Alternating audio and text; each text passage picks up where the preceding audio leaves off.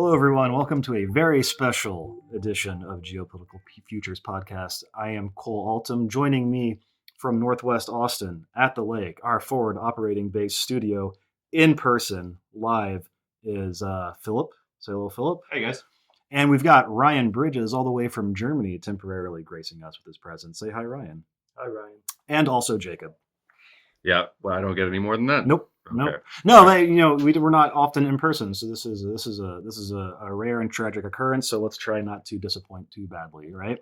So we're gathered here today, I think, to talk about one single question that the four of us were sort of debating the other day, and I think maybe the way to frame this, as we talked about earlier, is to say that we of GPF have forecast a rapprochement, whatever you want to call it, a reconciliation, a warming of ties between Iran and between the United States. Now, that certainly happened to a certain degree under the Obama administration, made most evident by the JCPOA, better known as the Iran nuclear deal, and that eased some sanctions on Iran. In return, they promised to do X, Y, and Z, right? For some hardliners in the United States, it was never enough. He's right, and there were hardliners in Iran who didn't like it either. Be that as it may, the question I want to pose to you guys right now, supposing that reconciliation is true, has it started and ended? Or is this just sort of a blip in that process? Can we expect more under this administration? Can we expect more while Rouhani is in power, which, things are tough over there right now? Jacob, what do you think?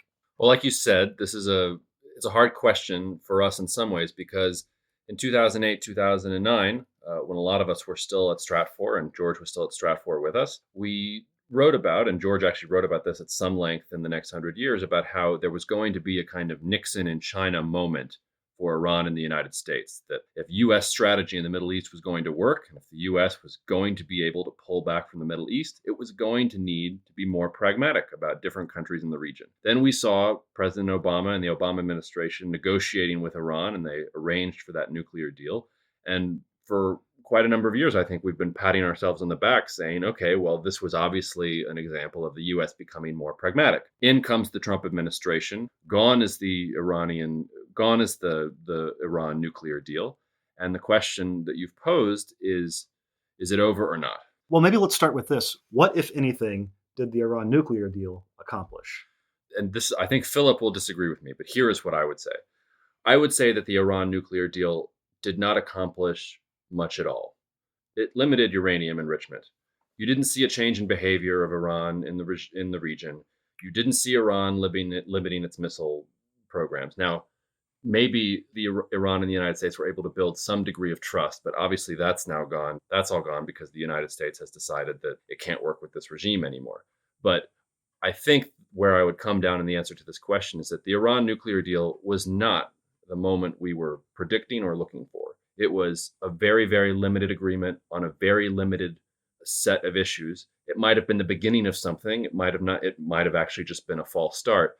But I think that long term, if you look at U.S.-Turkish relations right now in the region, if you look at the way the Arab world is tearing itself apart, Israel is really unsure of itself. I think that long term, the United States is trying to find a way that it can deal with Iran. Different sides of the political spectrum have different ideas about how far they can work with the current regime in Iran and how far they can't. To put a pin in it, I would say the Iran nuclear deal did not accomplish very much, and it was not the example of rapprochement that we were seeing. And I think that over time, over the course of the next 10 years, 10, 15 years, the United States and Iran will have to deal with each other more pragmatically than they are right now. So I think this raises, a critical question, which is like, how much does the potential that Iran goes nuclear actually matter?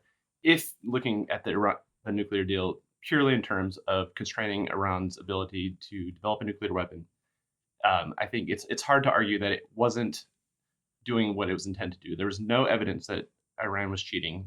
Nothing that Netanyahu showed in his big presentation suggested that anything that Iran was doing currently was cheating. A few years old, but yeah, that aside.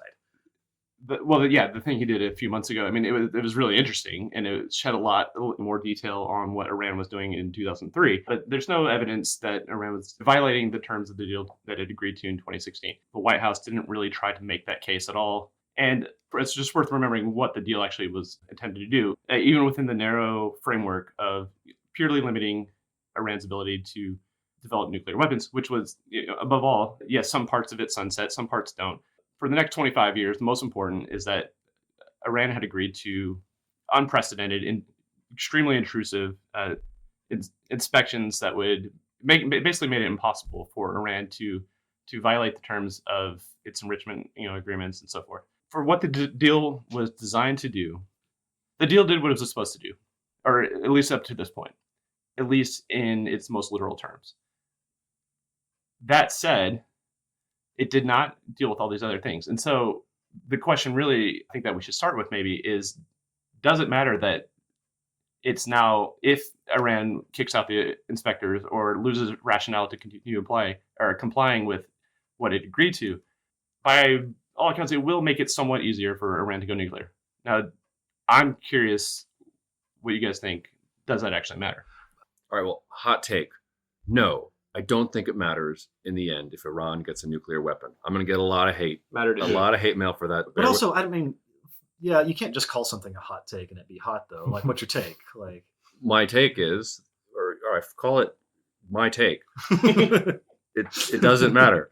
Like, and I say that last week, China agreed to build a third nuclear reactor in Turkey. Is anybody talking about that in the mainstream press? No. Israel has had nuclear weapons for, I don't know, 4 or 5 decades now. Allegedly. Oh, please. Like, they have them, okay? And just as, like, U.S. and Turkish relations are just sinking down the drain temporarily, at least. Are you telling me that Saudi Arabia hasn't been investigating and researching into how to do nuclear energy and that that's not part of Vision 2030? Let's look at the countries that have gone nuclear while the United States has been the superpower of the world. Pakistan, India, North Korea has gotten there. The thing about nuclear weapons is nobody uses them because it doesn't matter. I think this is mostly a political issue that both sides use. And the thing is that nobody's actually going to use a nuclear weapon. But if you have a nuclear weapon, you have a credible idea of deterrence from an attack from somebody like the United States. And if you're Iran, you fear that because you have a history of the United States messing around in your country. And if you have a nuclear weapon, then maybe the United States has to take you more seriously. And I would just close this answer, and then I see Ryan next to me angrily wants to nodding say his something. head. Yes, yeah. So can you do that? He's about to rip into me. The Iran nuclear deal was really an exercise in trying to build trust between two countries that do not trust each other. And the United States, under the Trump administration, doesn't trust Iran after all the things that it said that it did. And put the Iranian enrichment aside, like, the Iran nuclear deal was it was supposed to be the beginning of a conversation with this Iranian regime of whether there could be some basis for the U.S. and for Iran to keep its commitments.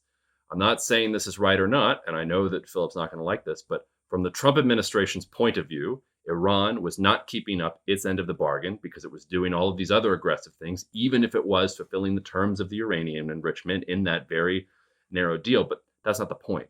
The point was not the deal itself, just like the point isn't nuclear weapons. The point is, can the U.S. say something to Iran and Iran trust it? Can Iran say something to the U.S. and the U.S. trust it? And as long as they don't trust each other, they're going to be at each other's throats. All right, tear me apart. Let me jump in just real quick, and then I want to hear Ryan's thoughts on the big picture stuff. I would say that this deal is an exercise in distrust. The reason why this deal happened was because we don't trust Iran to just abide by the spirit. We needed to for good reason. For good reason, yes. But this deal was designed around a extreme, deep, historic, boiling lack of trust between the two countries, and that's why the main point of the deal was to get these inspectors in there and allow them to have basically unfettered access all over the place. The point was to allow us to put verifiable limits on their enrichment, and there was no wiggle room. No, we hope that you do this. Granted, strategically, yes, there may have been hopes that this will lead to a more moderate regime, and that over time that this will, in the 25 years before the inspection stays out, that the Khamenei will die, and then maybe a more moderate guy will take place, maybe a liberal Iranian society will flourish. Who knows? But it gives you a window for maybe those things to happen, yes. But the deal was constructed on this very narrow issue that we don't trust each other. So if we're going to get along, we need to have we need to be able to verify that you're not doing what we suspect you want to do.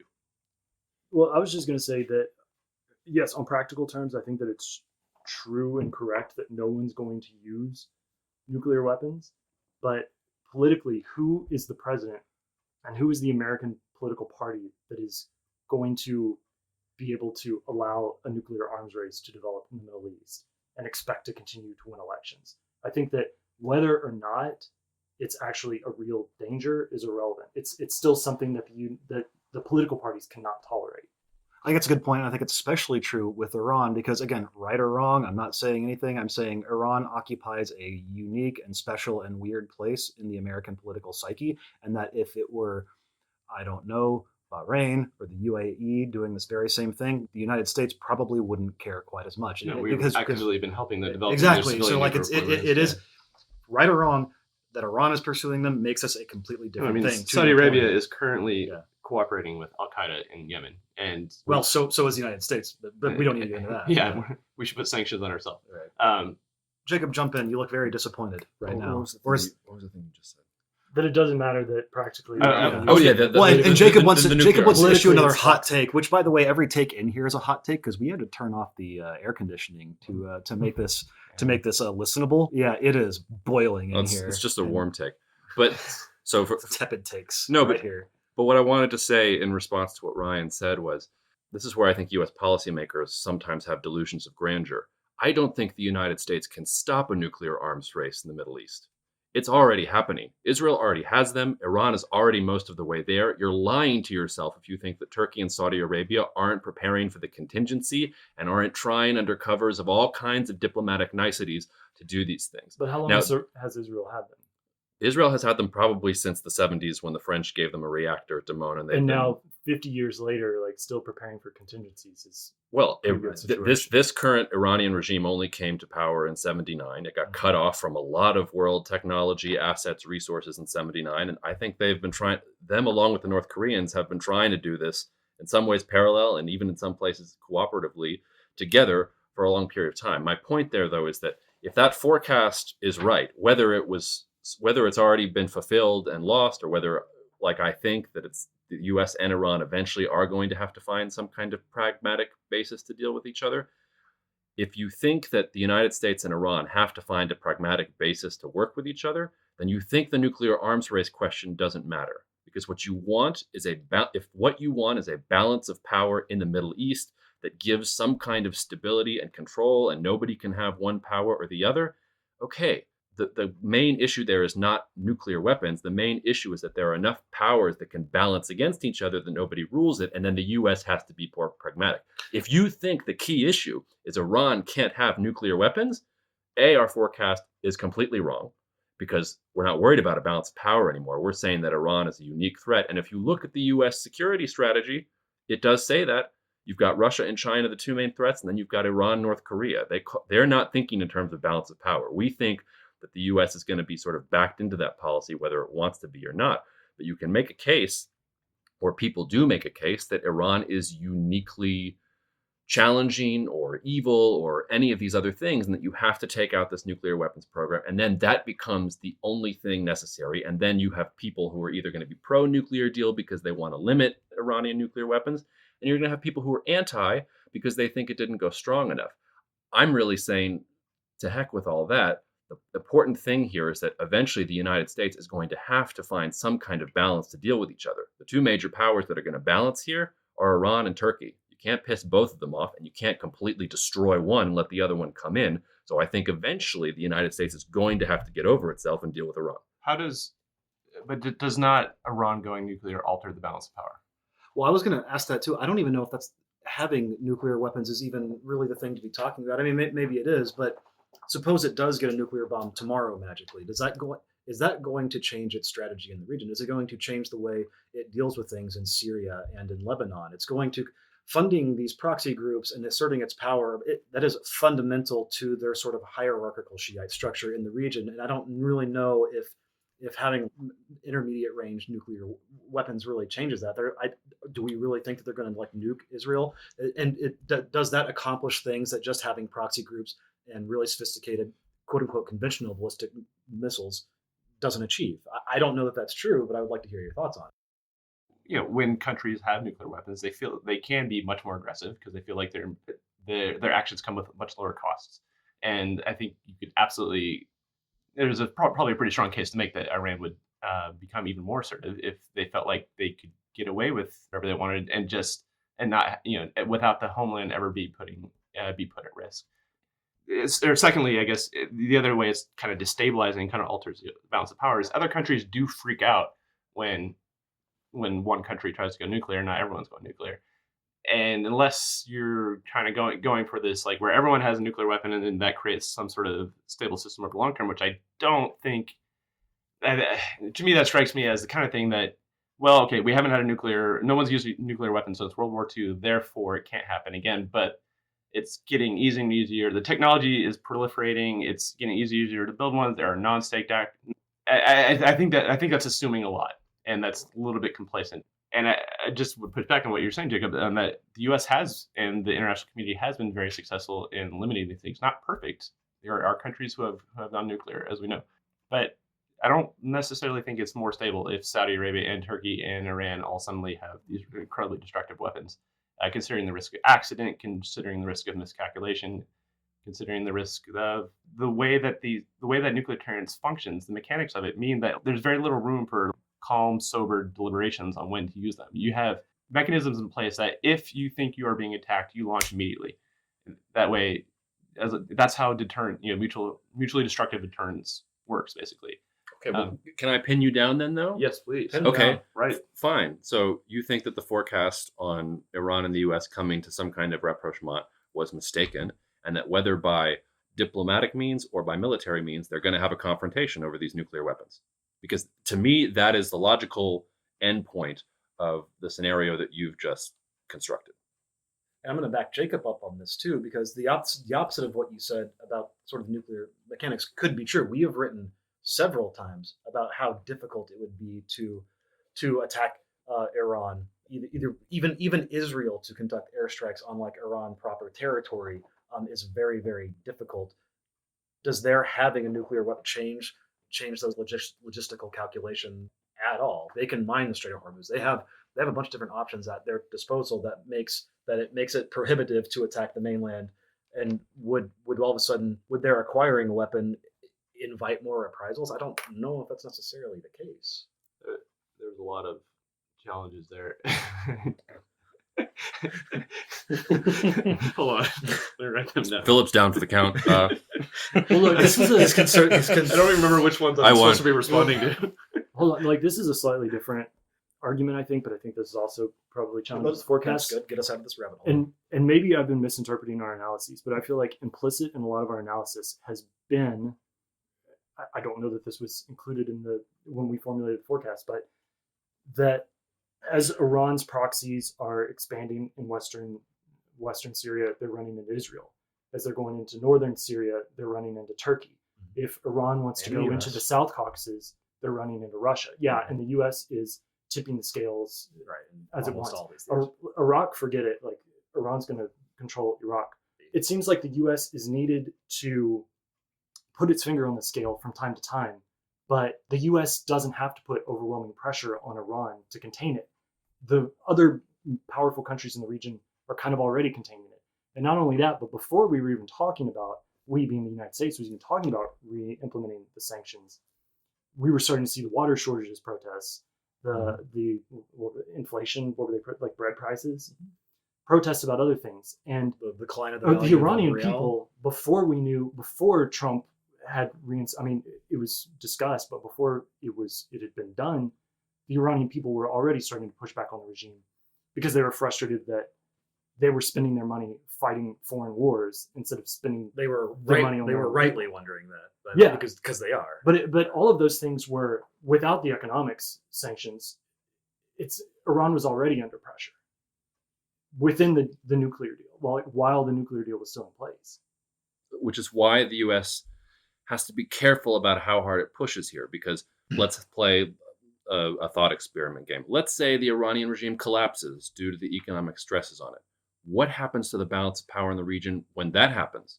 I think that what it probably looks something like a reemergence of something like the Islamic State in the Sunni Arab lands, probably Turkey taking out Assad and going and installing some kind of leader there that is Iraq. You still got the Shiites who are going to have some kind of relationship with Iran, but they're going to be far more uncertain. The Kurds are going to start looking around and thinking maybe they have an opportunity. The Saudis are going to be trying to capitalize on that and moving into all these areas and funding whatever crazy groups they decide they want to do now. I'm just saying sometimes the cure is worse than the medicine. And the U.S. has been doing this over and over and over in the Middle East for decades now, where it thinks, well, if we just move this one variable, if we can just move this one regime in this one way, or flip this one regime into a liberal democracy, this, that, the other thing, then the whole balance of power in the region is going to change. And that's why I say the Iran nuclear deal, I don't think that it should have been looked at and shouldn't be looked at as this moment where, okay, like now Iran has agreed that it's not going to go for nuclear weapons. It was supposed to be the beginning of a conversation and the beginning of a more pragmatic basis for Iran-US relations. The Trump administration has decided, no, Iran is a threat on its own and it has to be taken care of. You can debate sort of whether that's true or not. I think in the long term, the United States needs a healthy, functioning Iran that is going to be willing to sit down at the table with the US and have a conversation. I don't know whether that's this regime. I don't know whether that happens in another 5 to 10 years, but that's where I think this is going. That's why I'm pushing back and saying the Iran nuclear deal it was a nice thing. And we even got trapped into it. Like we have written pieces before saying, oh, well, we predicted Iran-US rapprochement and here's the nuclear deal. That was too self-congratulatory. That wasn't the point. That's actually the exact opposite of the things that we are supposed to do. And this is a little bit of a mea culpa for me saying, I regret every time I ever said that. Actually, the Iran nuclear deal wasn't a sign of a rapprochement. The U.S. is still locked into its old way of dealing in the region and isn't doing anything different. And Iran I think Iran feels fundamentally threatened. And I don't think they were ever going to stop pursuing a nuke, nor do I think they were ever going to stop pushing into the region if they had a chance. Well, and so I guess that's my fundamental disagreement, is that the idea that Iran is just fundamentally a threat in the region. I think that they were contained. And I think that the thing that could have let them off the leash, essentially made them uncontained, and this is what we've just been debating, is if they went nuclear. I think that's the thing that would tip the balance. And if nothing else, if it started a nuclear arms race, I have a hard time, even if we're not talking about practically, politically, I don't see how that's good for the U.S. Well, and also, Iran hasn't really been an adversary of the United States necessarily historically. This has only been since 79, 80. Before that, they were pretty staunch allies. Our Middle East, the U.S. Middle East strategy was sort of contingent on Israel and Iran. Yes, although to be clear, Iran didn't have much choice in it. The U.S. also overthrew its democratically elected government in the 50s. I know. So I wouldn't say they were robust allies. I would call that. But the point is, like, the United States identified that as a pillar that it could build a strategy around, and they didn't do that in Oman, for example, and there's a reason why. So if the U.S. is still trying to work towards a rapprochement with Iran, and it's either with this regime or put so much pressure that this regime topples and it's with the next regime, aren't they playing with fire? And because they don't know that the next regime, it could be more hardline, and they don't know that a better deal is going to be made. Yeah, exactly. And then is that worse than if Iran went nuclear? Is not knowing what kind of government you're going to end up with and having chaos in another Middle Eastern country? It doesn't seem like there's a well laid out plan for how to bring about what the U.S. wants. That said, that might be an understandable thing because they, maybe the U.S. realizes now that like it's really hard to micromanage events in the Middle East, and that's why they want this balance of power. I also just want to say, and I feel like this point doesn't get made a lot in U.S. mainstream press, which is look at this from Iran's point of view for a second. Okay, like we're talking about a country here that basically was colonized first by the British and had all kinds of colonial powers running it. Then they had a democratic election. The United States did not like the result. CIA engineered a coup with the British, engineered a coup inside of Iran and replaced that leader. For about 25 years, it was a quote unquote staunch ally. It really did the U.S.'s bidding because that's where its bread was buttered. Then you had a regime come to power whose whole thing was, no, like Iran is going to be a proud country. We're going to unite nationalists with religious conservatives, and we're going to create this new sort of strange mix of a liberal democracy and a theocratic government. And it's also going to be Shiite, and we're going to try and have our cake and eat it too all at the same time. And immediately it goes into the Iran-Iraq war. The United States isn't really helping Iran. I mean, it maybe in some ways you could say that it did, but the United States wasn't going to Iran's rescue the way let's say it went to Kuwait's rescue. Wasn't in 92? In the first Gulf War. What are we talking about? We're talking about like Why would Iran have the U.S. have gone to? because Iraq started that war with Iran. Yeah, but we were like at moral odds with the. Yeah.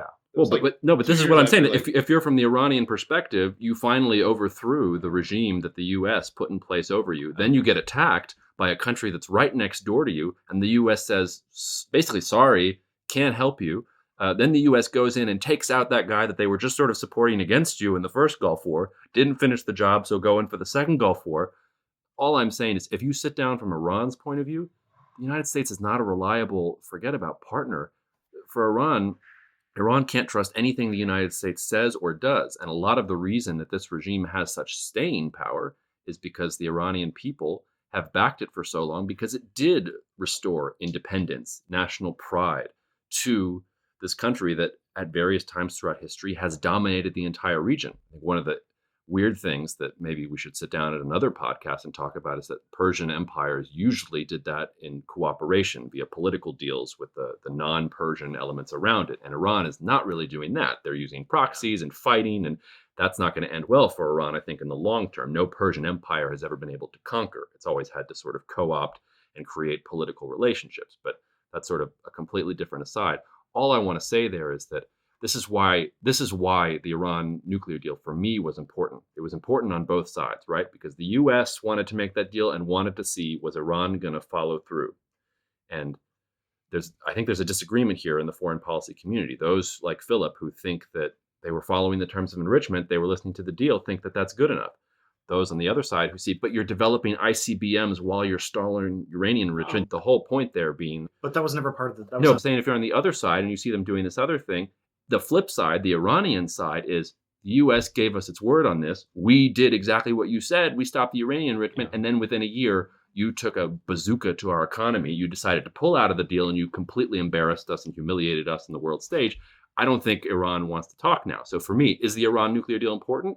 Yes, because trust broke down. There's no way for these two sides to talk to each other anymore unless we have, I don't know, a Trump Rouhani or a Trump Supreme Leader summit. Oh, no, sorry, Philip, you were trying to say something, and I was. Oh no. I mean, I think I don't disagree on the big picture stuff. It's just kind of and it's not even, and thankfully it's not my job to figure out sort of map a path forward. It's trying to understand what's really motivating these countries to do what they do and how they go from here. It also alludes to the inherent irony, I think, that we've been kind of dancing around but haven't necessarily stated outright, is that, yes, the United States does distrust Iran as presently constituted, but the irony being is that for the first time in several decades, Iran actually has what is considered by Iranian standards a moderate government. It's not a hard-line government like under Ahmadinejad. It's actually pretty moderate, and they were like trying to reach out and make a reconciliation, and then the United States is, no, that's not good enough. So what you have now is the hardliners right now in Iran saying, hey, we told you so. So that's only going to embolden them and probably create more popularity for them next election. When you make these deals, you do have to understand that everyone is putting their political capital on the line, and Rouhani just got his knees taken out. It will make it a little bit harder for them to come back to the table and give more. Whereas I do think it might have been more possible for the U.S. to press with the JCPOA still in place to expand the scope or to do supplementary.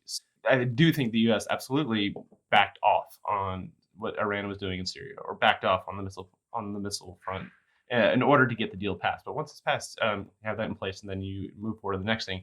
That's what kind of ties back into the question of what's more important: preserving the balance of power or preventing Iran from going nuclear in the first place. Well, I was going to say, I think that Iran is right not to trust the United States, but how much, without getting too political, how much of their calculus would be to look at what happened in Singapore and say, if we sit down, we can get a deal, we can agree to things in principle, or buy us some time, basically. Yeah, essentially. I mean, North Korea already has nukes, and so it is very much apples and oranges there. North Korea has all the leverage. I think there's sort of a assumption. You hear this definitely from this White House that, Obama could have gotten more or something, and maybe that's true. Maybe there was some flaws in their negotiating strategy or something. But the fact is, at the time, they got quite a bit, considering how much leverage. Which raises the question: is what can they get now, if they can even get Iran back to the table? Just to take it back to what Ryan said, I don't think that Rouhani can sit down with Trump right now and politically survive that unless he's going to get some major concessions. And I just don't see Trump offering the concessions that would make it worthwhile for Rouhani to sit down. I think maybe the useful thing about the Iran nuclear deal when we're thinking about the future of the Middle East is that it gives you a preview of how this is going to work, I think, in the next 10, 20 years. The United States and Iran are not going to work with each other until they absolutely have to. So what, in my opinion, what drove the Iran nuclear deal was not so much concerns about enrichment, although of course there were concerns there. The bigger issue was people were afraid that the Islamic State was about to march on Damascus. They were really afraid that the Islamic State could not be stopped. The United States did not want to commit its military forces to do that. They needed Iranian-backed Shiite militias to be some of the ground troops to stop the Islamic State. And for Iran, the Islamic State was an existential threat. For the United States, the Islamic State was threatened to upend the entire balance of power of the region. The moment at which I think the United States and Iran start looking at each other differently is when they reach a similar moment. Is that going to be the rise of a much stronger Turkey that is, become, let's say in 10 years, Turkey has become stronger than Russia, is more defiant of the US than it is currently, and wants to be more dominant in the region and is knocking on the door, not just of Syria, but Iraq? Okay, then maybe both Iran and the United States are going to look at each other a little differently, and they're going to make some compromises they're not willing to right now. Is it going to be the rise of some new kind of Sunni fundamentalist entity? I wouldn't rule that out. I think Saudi Arabia is decrepit and deteriorating, and when you look at that region, some version of Islamic fundamentalism is the only thing that is uniting Sunni Arabs into any kind of politically meaningful force. You could totally see that happening again, and maybe, I don't want to speculate too much, but if Saudi Arabia goes and if the Sunni Arabs are able to unite, once again, the United States and Iran are going to look at each other a little bit differently. But this is the way both sides have worked. They have both backed themselves for a lot of reasons that were uncontrollable, and then for a couple that might have been controllable. They've backed themselves into a position where neither side can really afford to compromise. And they are only going to reach a moment of compromise when they face a threat.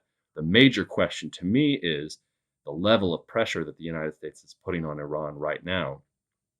Could that threaten to do to Iran what the United States has already done to Iraq? I mean, I think Iraq was more kind of a manufactured entity, and it doesn't have the same kind of national history as Iran or the Persian Empire or any of these other things does. But I mean, the United States is putting a great deal of pressure on Iran right now. And at some point, the United States, I think, is going to be in a position where it has to deal with Iran more pragmatically. And for me, the most important question from the United States pulling out of the Iran nuclear deal is this going to hurt the regime so much in Iran that it's going to splinter it, and that eventually Iran is going to erupt into some kind of new conflict where it's not a major player and you've got yet another blank piece on the board? The U.S. did that already with Iraq, and I see that's why the argument about the nuclear deal and this, that, or the other thing, we're just repeating Iraq again. Right? You can hear, like, you've got neoconservatives back in the U.S. government now. You're hearing the same old arguments, even though we already saw what this did with Iraq. And this is one of the,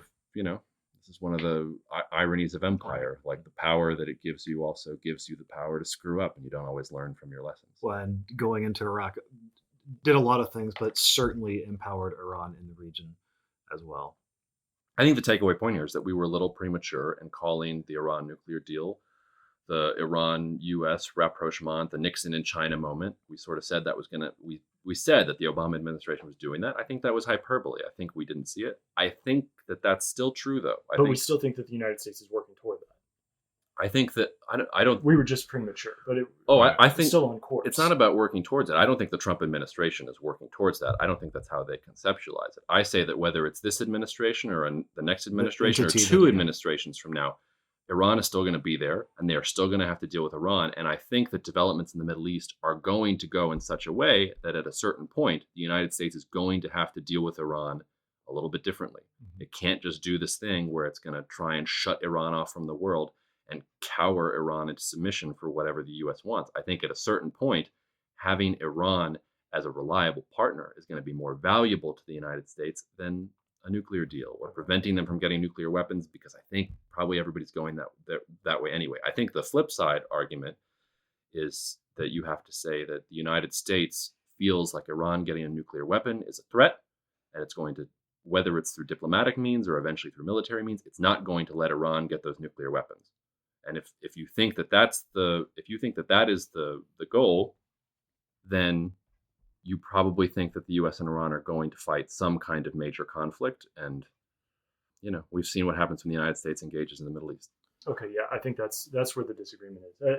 I don't disagree with the rapprochement, your first point. I think that the United States, it's overestimating how much it has to meddle in the Middle East to maintain the balance of power. I think that there's more of a stable balance of power than the U.S. When the U.S. is imposing these harsh sanctions on Iran, I think that they're doing more than they need to do, essentially. And I think that the thing that could tip that balance would be Iran going nuclear. Yeah, but again, that's the U.S. intervening. That's the U.S. intervening in the region.